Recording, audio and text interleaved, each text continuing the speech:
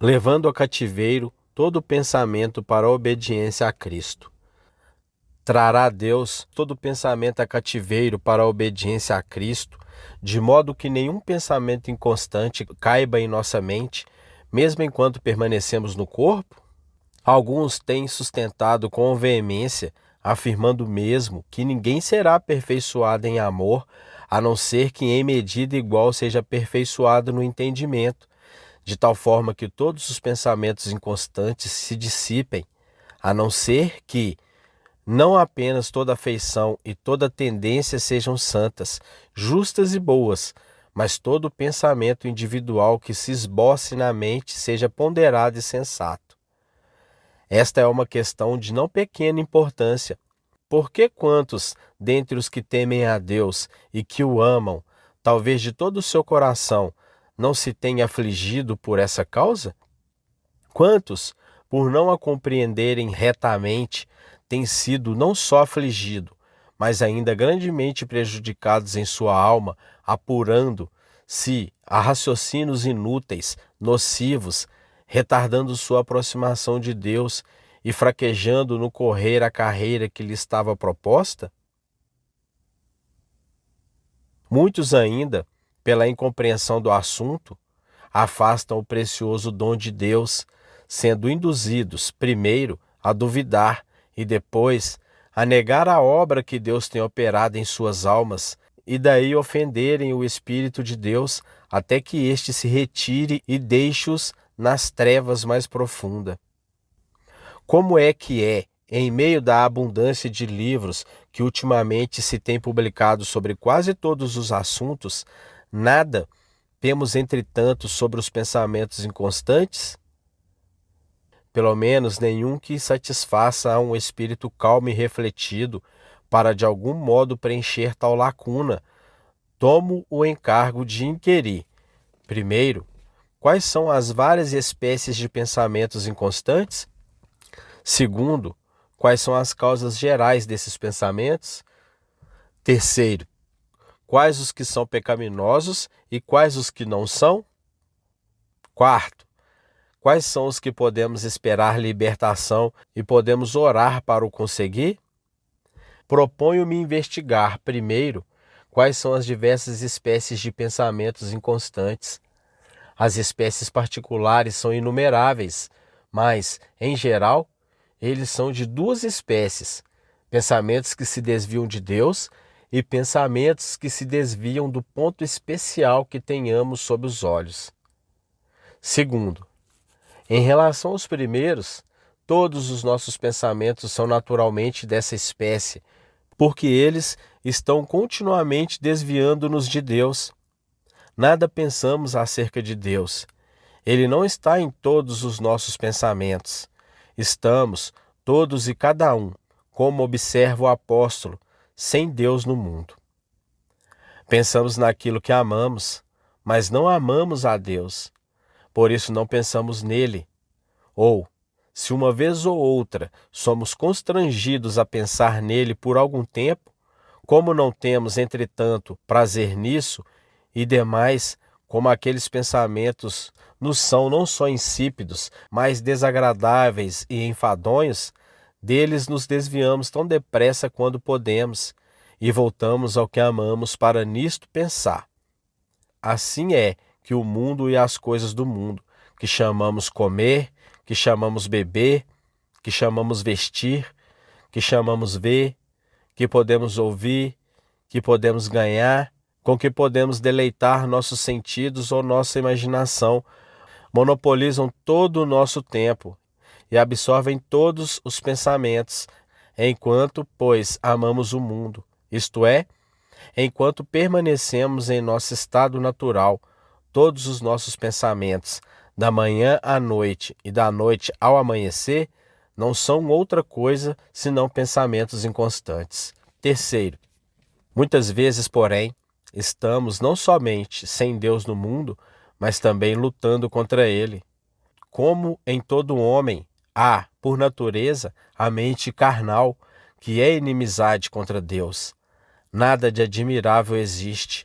Portanto, No fato de os homens se excederem em pensamentos de incredulidade, já dizendo em seu coração: não há Deus, já discutindo, se não negando seu poder ou sua sabedoria, sua misericórdia ou sua justiça ou santidade. Nada há que admirar se eles tão frequentemente duvidam de sua providência ou, pelo menos, da extensão dessa providência a todos os eventos, ou que, embora reconheçam, ainda entretêm pensamentos de queixa ou de descontentamento, relacionando-se muito de perto com tal atitude e a ela se associando com frequência, surgem as imaginações orgulhosas e vãs. Mas, algumas vezes eles são tomados de pensamentos de ira, malícia ou vingança, outras vezes de cenas imaginárias de prazer, seja sensual ou mental. Graças a esses pensamentos, a mente terrena, sensual, se toma ainda mais terrena e sensual. Por tudo isso, movem-se surda campanha contra Deus. São pensamentos inconstantes da pior espécie.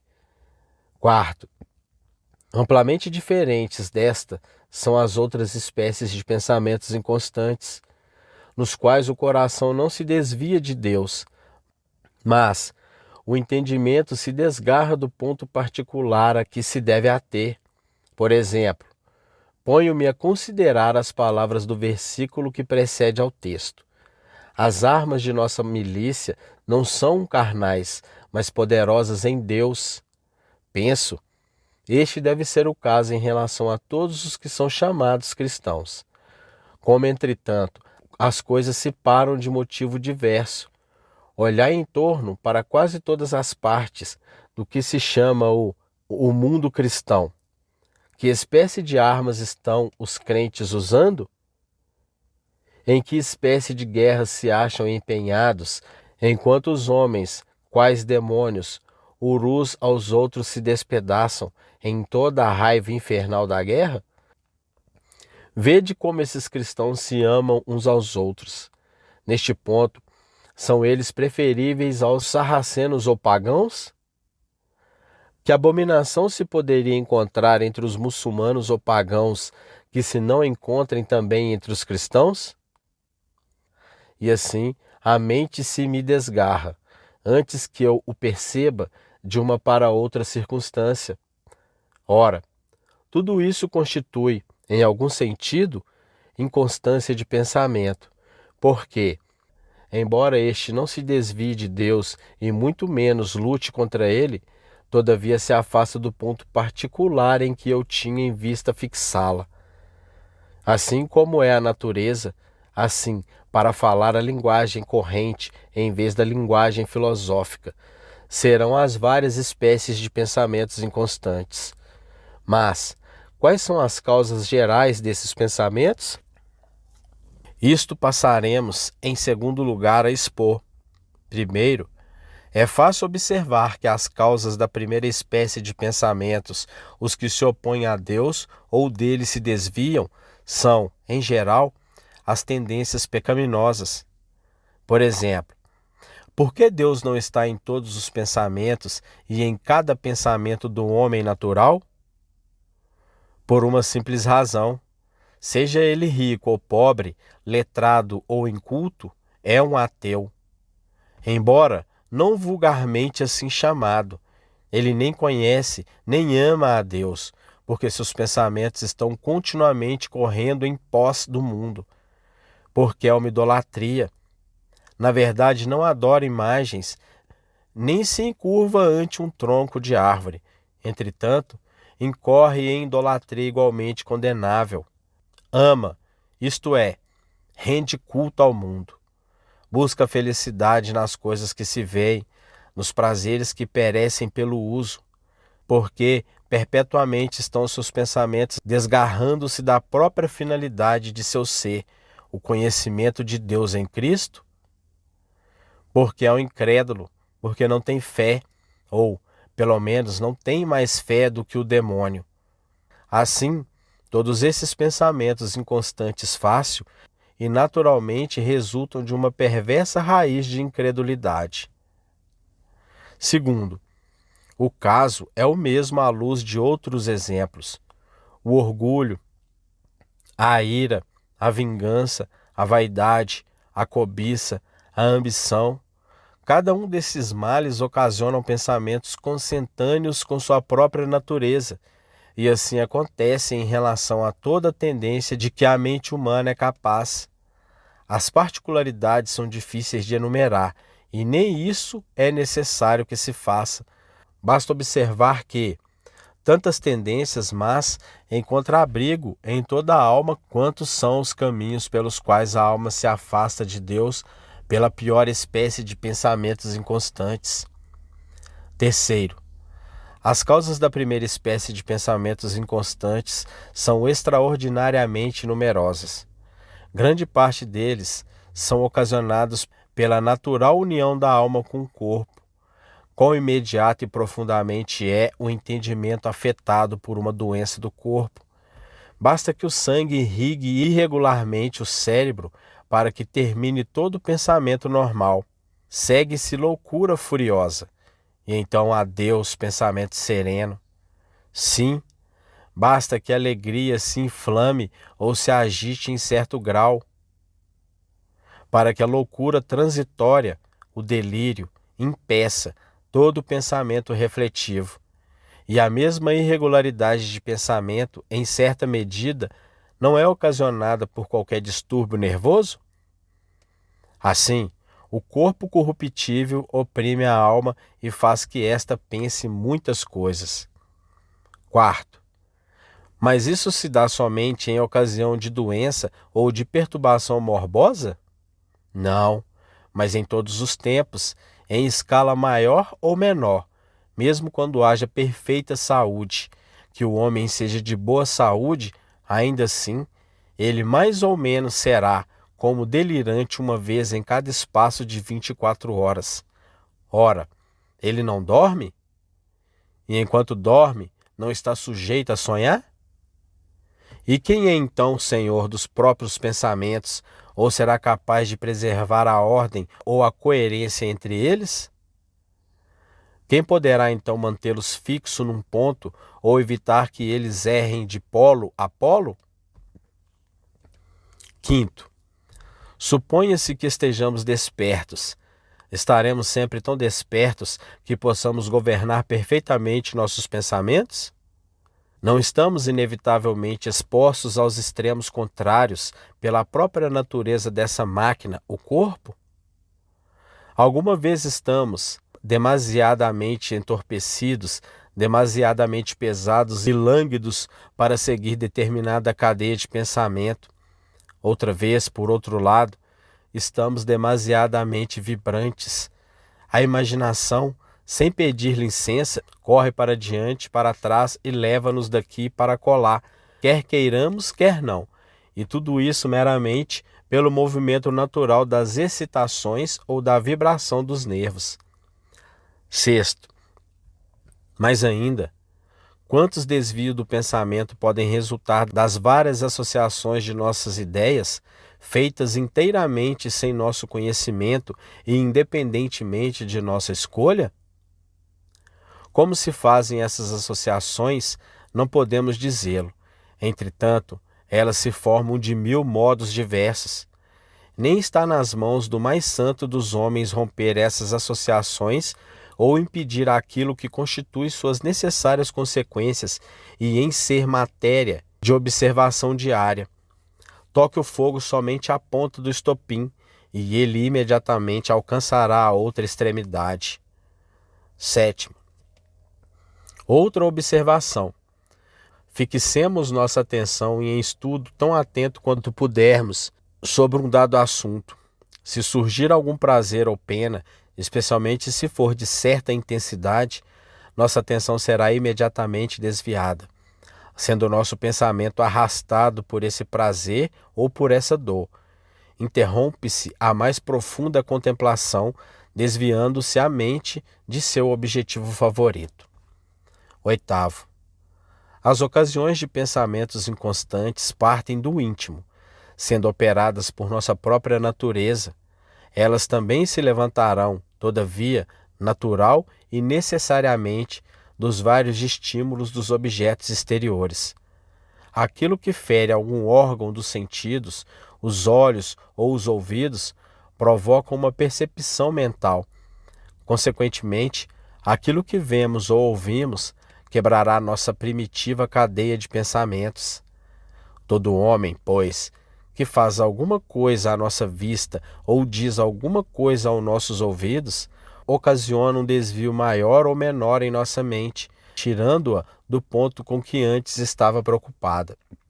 E não há dúvida que os espíritos maus, que estão constantemente buscando a quem possa tragar, servem-se de todas as ocasiões mencionadas para nos confundir e distrair a mente, algumas vezes por um, outras vezes por outro desses meios. Eles nos fustigam e nos atormentam, e na medida que Deus permite, interrompem nossos pensamentos, especialmente quando estes se acham empenhados em melhores assuntos. Nem isto é de todo estranho. Eles bem conhecem as próprias fontes do pensamento e sabem de qual dos órgãos corporais a imaginação, o entendimento e todas as demais faculdades da mente mais imediatamente dependem. E daí eles sabem que, afetando de certa maneira esses órgãos, afetam as operações que dependem deles. Aduza-se a isso que os maus espíritos pode infundir 1.000.000 de pensamentos sem qualquer dos meios precedentes, sendo tão natural ao espírito atuar sobre o espírito como a matéria agir sobre a matéria.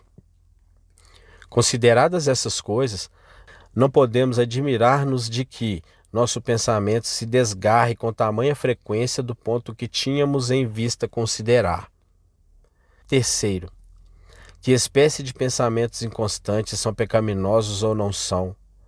É o terceiro ponto a ser investigado. E, primeiro, todos os pensamentos que se desviam de Deus, que lhe não reservam lugar à mente, são indubitavelmente pecaminosos, porque tudo isso implica em ateísmo prático, e por esta causa estamos sem Deus no mundo. E muito mais o são todos os que se mostram contrários a Deus, os que se implicam em inimizade ou oposição a Ele. Tais são todos os pensamentos de murmuração, de descontentamento, que na realidade dizem: não queremos que nos governes. Todos os pensamentos de incredulidade em relação a seu ser são atributos ou sua providência. Quero dizer, sua providência particular sobre todas as coisas, assim como sobre todas as pessoas do universo, providência sem a qual nenhum pardal cai sobre o solo, pelo qual até os nossos cabelos estão todos contados, porque, quanto à providência geral, vulgarmente assim chamada, distinguindo-se de uma providência particular, é somente uma expressão decente, sonora, mas que nenhum significado possui. Segundo, mas todos os pensamentos que defluem das tendências pecaminosas são inegavelmente pecaminosos. Tais são, por exemplo, os que decorrem de um caráter vingativo, do orgulho, da concupiscência ou da vaidade. Uma árvore má não pode dar bons frutos. Portanto, se a árvore for má, assim também devem ser os seus frutos. Terceiro, e assim devem ser os que produzem ou alimentam qualquer tendência pecaminosa, aqueles que dão lugar ao orgulho ou à vaidade, à ira ou ao amor do mundo, ou confirmam e incrementam aquelas ou quaisquer outras inclinações ímpias, paixões ou afeições. Porque não somente o que procede do mal é mal, mas também o que conduz ao mal e que tende a afastar a alma de Deus e torná-la ou conservá-la mundana, sensual e diabólica.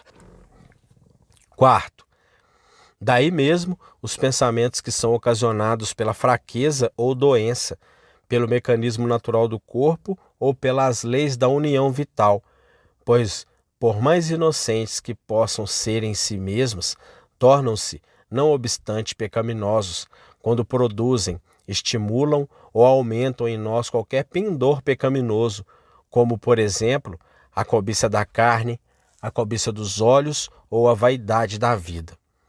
Do mesmo modo, Os pensamentos inconstantes que são ocasionados pelas palavras e ações de terceiros, se eles causam ou alimentam qualquer disposição má, então começam a ser pecaminosos.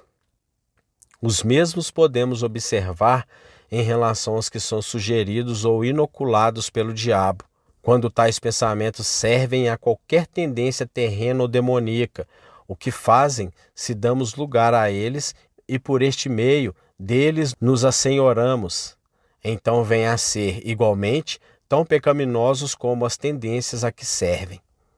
Quinto, mas, abstraindo-se desses casos, os pensamentos inconstantes, no último sentido da palavra, isto é, os pensamentos graças aos quais nosso entendimento se desgarra do ponto que tinha em vista considerar, não são mais pecaminosos do que o movimento do sangue em nossas veias ou dos humores em nossos cérebros.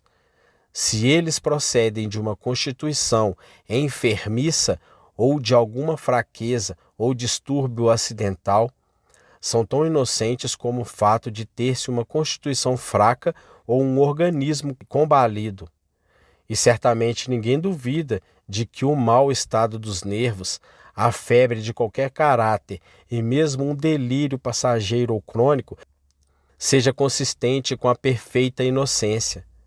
Se essas perturbações se manifestarem em uma alma que esteja unida a um corpo enfermo, seja pela relação natural da alma com o corpo ou por quaisquer alterações que, aos milhares, possam ocorrer nos órgãos que servem ao pensamento, este será, em qualquer daqueles casos, tão perfeitamente inocente como as causas de que decorre. Assim, são os pensamentos que resultam da associação fortuita, involuntária de nossas ideias. Sexto, se nossos pensamentos fogem do ponto que lhes estava proposto, por meio de outros homens que de vários modos afetam nossos sentidos, tais pensamentos são ainda igualmente inocentes, porque não há maior pecado em entender o que vejo ou ouço, e que em muitos casos não posso deixar de ver, ouvir e entender, do que no fato de eu possuir olhos e ouvidos. Mas se o diabo inculca pensamentos inconstantes, estes pensamentos não são maus? Eles são perturbadores e, neste sentido, são maus, mas não são pecaminosos. Não sei que ele tenha falado ao nosso Senhor em voz audível. Talvez houvesse falado somente ao seu coração, ao dizer: todas essas coisas te darei se prostrado me adorares. Mas, quer tivesse falado interior ou exteriormente, nosso Senhor indubitavelmente ouviu o que lhe disse o maligno. Teve, pois, pensamentos correspondentes àquelas palavras, mas estes pensamentos foram pecaminosos? Sabemos que não foram. Nele não havia pecado, nem em ação, nem em palavra ou pensamento, nem há pecado em 1.000.000 de pensamentos da mesma espécie que Satanás pode inculcar em qualquer dos seguidores de nosso Senhor. Sétimo, segue-se que nenhum desses pensamentos inconstantes, conquanto pessoas inconsideradas afirmem ter sido afligidas por causa deles, quando o Senhor os não afligiu, é inconsistente com o perfeito amor.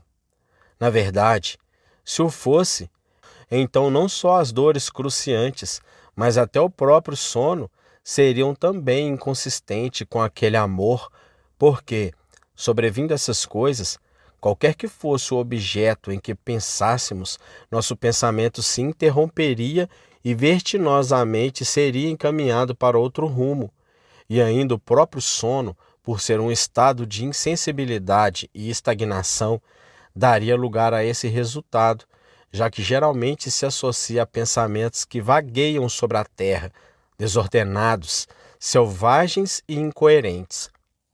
Todavia, esses pensamentos são consistentes com o perfeito amor, e assim o são todos os pensamentos inconstantes dessa espécie. Do que se tem observado, é fácil dar clara resposta à última pergunta. De que espécie de pensamentos inconstantes podemos esperar ser libertados e orar neste sentido?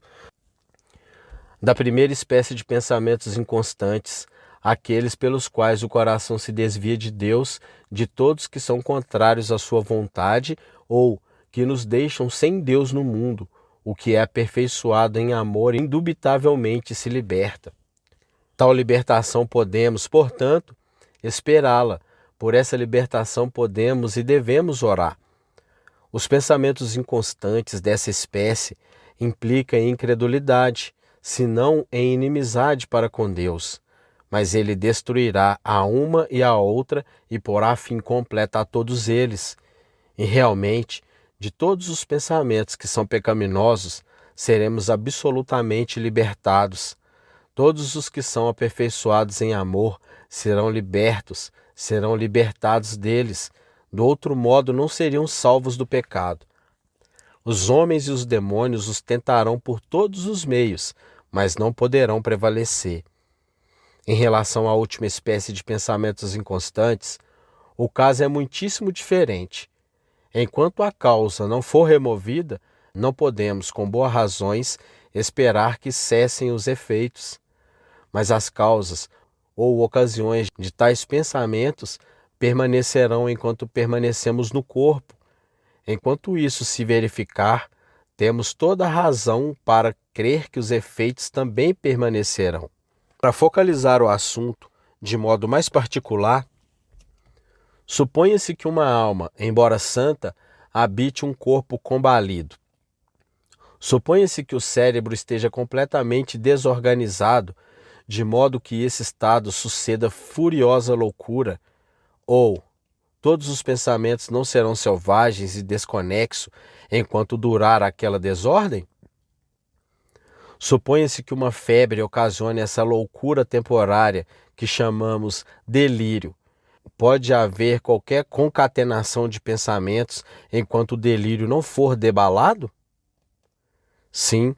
Suponha-se que o que se chama perturbação nervosa chega a tão alto grau que determine, no mínimo, um estado de semiloucura. Não haverá, então, milhares de variações de pensamentos? E esses pensamentos disparatados não devem continuar enquanto substituir a desordem que os determinam? O caso não será o mesmo em relação aos pensamentos que se formulam sob a ação de dores violentas? Eles mais ou menos continuarão enquanto durarem aquelas penas, e isso por inevitável imposição da natureza. Tal imposição, de igual modo, prevalecerá nos casos em que os pensamentos sejam conturbados, fragmentados ou interrompidos por qualquer defeito de apreensão, juízo ou imaginação, oriundo da constituição natural do corpo. E quantas interrupções podem resultar da inexplicável e involuntária associação de nossas ideias? Todas elas são, porém, direta ou indiretamente causada pela pressão feita sobre a mente pelo corpo corruptível.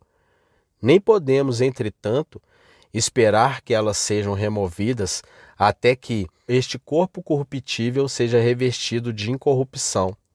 Oremos, antes, com o espírito e o entendimento, para que todas essas coisas possam cooperar para o nosso bem, para que possamos suportar todas as enfermidades de nossa natureza, todos os tropeços ocasionados pelos homens, todos os assaltos e sugestões dos maus espíritos, saindo em tudo, mais do que vencedores.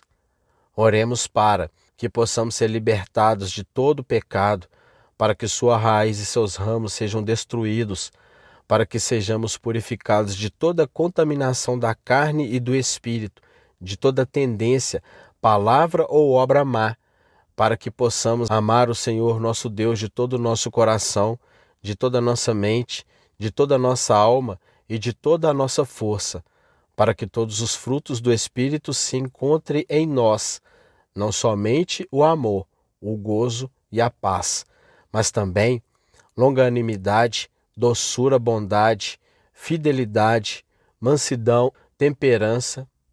Ora, para que todas essas coisas possam florescer e abundar, possa multiplicar-se em cada um de vós cada vez mais, até que uma entrada franca vos seja proporcionada no reino eterno de nosso Senhor Jesus Cristo.